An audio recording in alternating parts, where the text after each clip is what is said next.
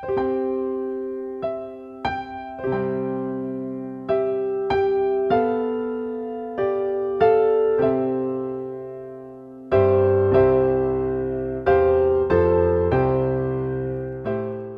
pagi pendengar setia Radio Cakrawala yang diberkati Tuhan kita Yesus Kristus. Salam jumpa pagi ini dalam kasih dan anugerah Allah bagi kita sekalian yang percaya dan berharap kepadanya.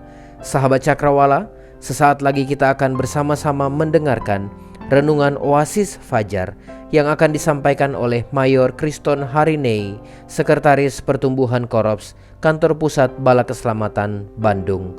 Selamat mendengarkan. Tuhan Yesus memberkati.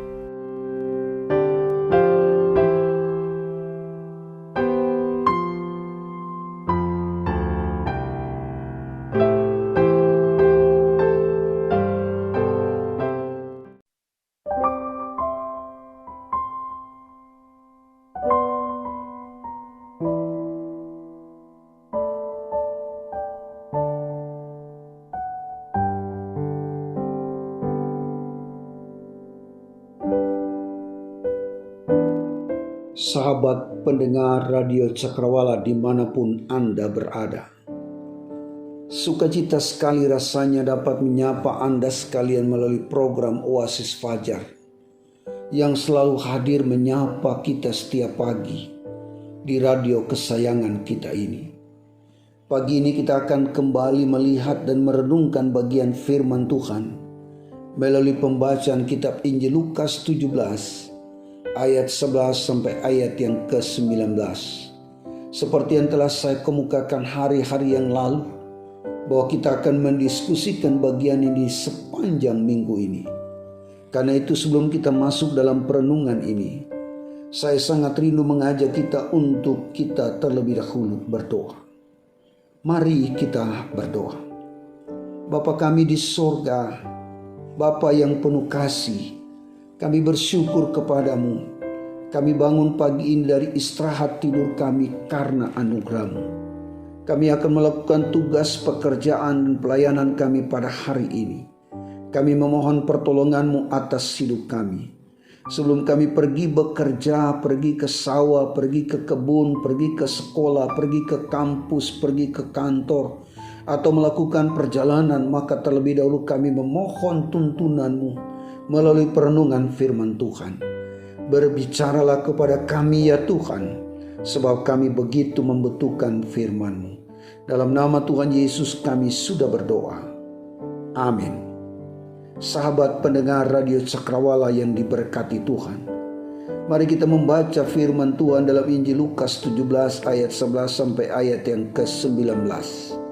Saya membaca di dalam nama Tuhan kita Yesus Kristus.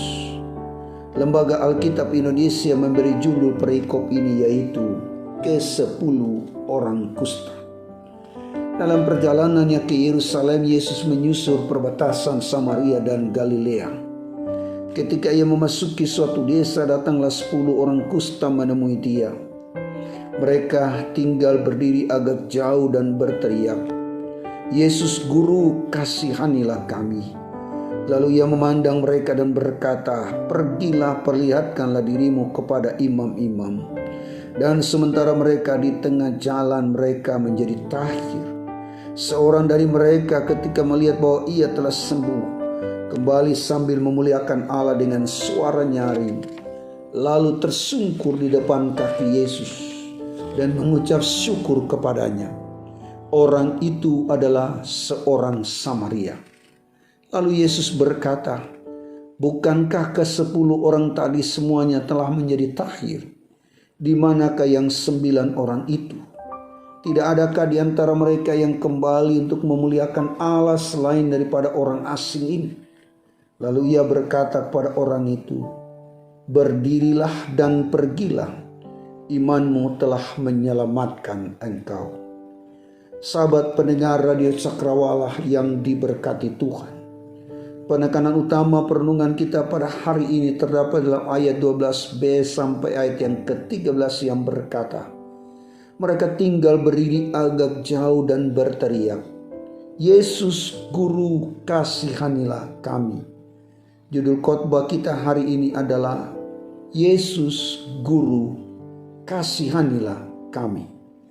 Gagasan pokok yang hendak saya sampaikan pada perenungan ini adalah belas kasihan Allah adalah kebutuhan terbesar manusia. Setiap manusia mempunyai kebutuhan. Para ahli membagi kebutuhan dalam beberapa bagian, di antaranya pangan, papan, dan sandang. Ada juga kebutuhan yang bersifat sekunder, yang artinya kebutuhan itu dipenuhi setelah kebutuhan primer terpenuhi. Bila kebutuhan primer tidak dipenuhi, maka manusia akan mati. Manusia harus berjuang keras untuk dapat memenuhi kebutuhan setiap hari. Bahkan tidak jarang, demi memenuhi kebutuhan yang manusia rela sampai tidur larut malam, kerja lembur.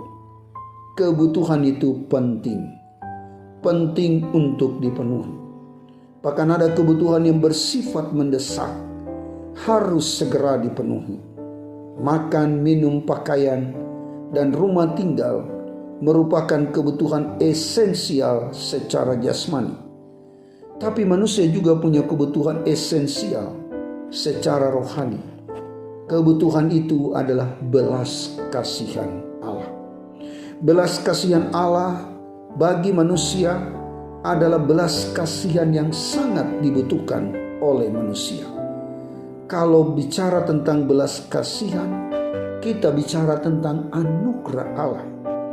Belas kasihan manusia itu terbatas, tapi belas kasihan Allah tidak terbatas.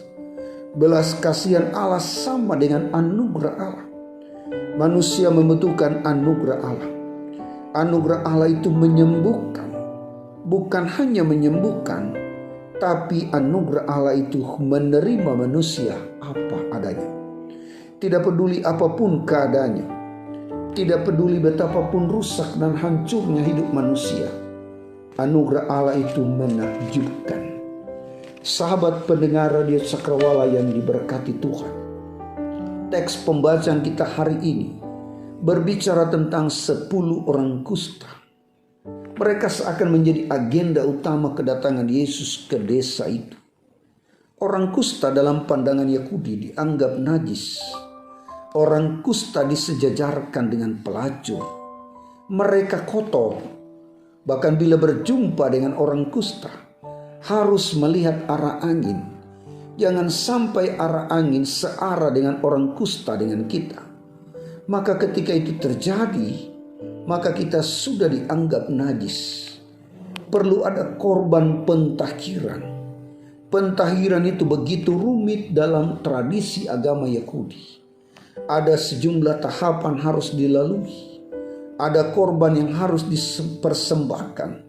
Singkatnya, dalam banyak hal orang kusta tidak punya akses. Mereka tidak lagi berpikir tentang hari depan. Yang ada di pikiran mereka bagaimana hari ini bisa hidup. Jangankan berpikir masa depan. Hari ini saja sudah begitu sulit. Tetapi Yesus ada di sana. Yesus mencari mereka. Mereka yang tersisih dari masyarakat. Yesus melihat mereka. Bukan dengan sejumlah penghakiman, tapi Yesus melihat mereka dengan kasih. Ada hal yang menarik dari ke-10 orang kusta ini. Mereka berdiri agak jauh. Mereka ternyata sadar diri sebagai orang yang najis. Tapi mereka berteriak kepada Yesus. Mereka berteriak pada pribadi yang tepat. Mereka meminta belas kasihan. Mereka sadar bahwa hanya belas kasihan yang mereka perlukan dari Yesus. Bukan belas kasihan manusia. Sebab manusia tidak mungkin dapat memberikan itu pada mereka. Manusia kan menjauhi mereka. Agama menghakimi mereka. Budaya membuang mereka. Mereka orang tertolak. Tertolak di keluarga. Tertolak di masyarakat. Mereka hanya boleh bergaul dengan sesama kusta. 10 orang itu sama-sama kusta. Mereka bukan orang Yahudi semuanya. Tapi penderitaan kusta membuat mereka lupa budaya mereka. Mereka jadi bersahabat sebagai sesama kusta. Terkadang saudara-saudara, penderitaan membuat kita dekat dengan Allah. Penderitaan membuat kita memahami arti kehadiran orang lain. Penderitaan terkadang mempersatukan kita dengan sesama. Sahabat pendengar Radio Cakrawala yang diberkati Tuhan, saya masih ingat peristiwa gempa, tsunami, dan likuifaksi yang terjadi di Palu hari Jumat tanggal 28 September 2018 yang lalu. Semua orang waktu itu tidur di tenda. Tidak ada perbedaan orang kaya dan orang miskin. Tidak ada pertanyaan tentang agama, suku, atau yang lain-lainnya. Manusia lupa semua itu. Manusia fokus pada derita yang terjadi. Semua ketakutan hari itu, semua seakan jadi bersatu. Semua saling peduli saat itu. Semua saling berbagi. Itulah makna penderitaan. Begitu pula dengan 10 orang kusta itu. Mereka sejenak lupa dengan tradisi bahkan perintah agama yang seakan menggeser kemanusiaan. Mereka bersatu menghadapi penderitaan mereka. Namun ada hal yang lebih penting yang telah dilakukan oleh 10 orang kusta itu, yaitu mereka meninggalkan zona nyaman mereka. Mereka bersatu untuk mencari Yesus. Mereka berjalan ke arah Yesus. Mereka berteriak pada pribadi yang tepat. Mereka minta pertolongan kepada Yesus. Mereka tahu bahwa tidak ada hal yang merintangi mereka untuk berteriak kepada Yesus. Mereka tahu telinga Yesus, telinga yang maha mendengar. Sahabat pendengar Radio Cakrawala yang diberkati Tuhan, penyakit kusta adalah penyakit yang membuat seseorang najis di mata Allah.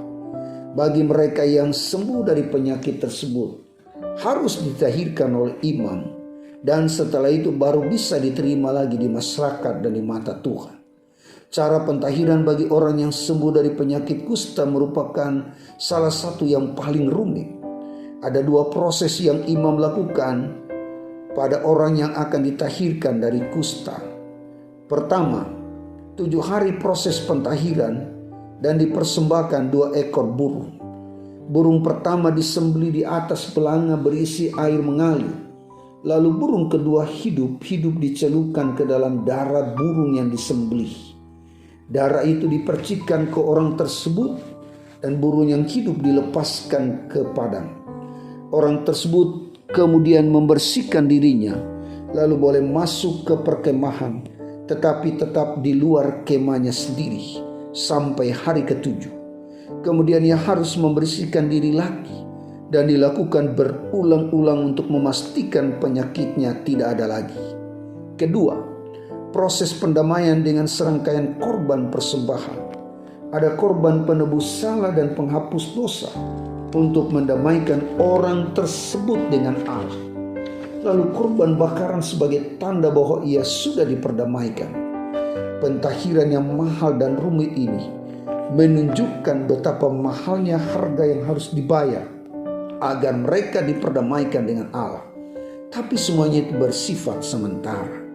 Sahabat pendengar Radio Cakrawala yang diberkati Tuhan, apa pelajaran rohani yang kita dapatkan melalui firman Tuhan saat ini?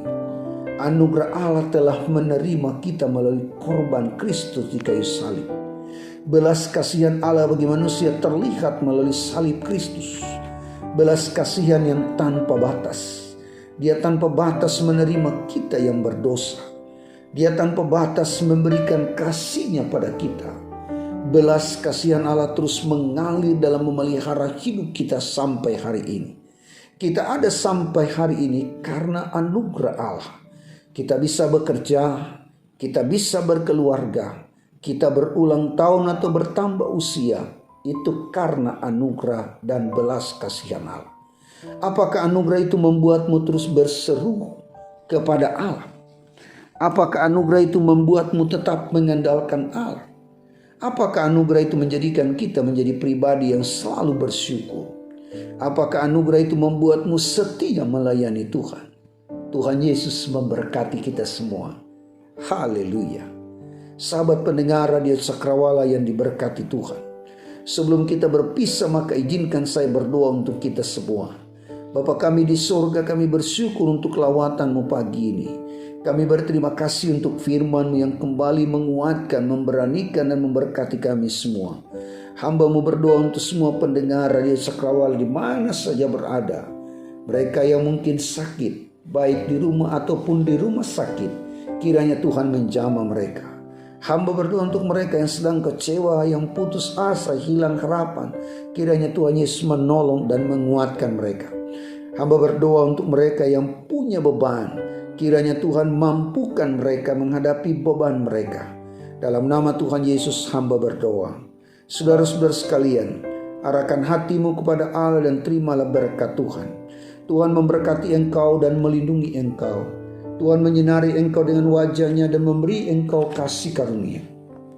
Tuhan menghadapkan wajah-Nya kepadamu dan memberi engkau damai sejahtera dari saat ini sampai selama-lamanya. Demikianlah perjumpaan kita. Akhirnya saya Mayor Kriston hari ini mohon pamit dari ruang dengar Anda sekalian. Shalom. Haleluya.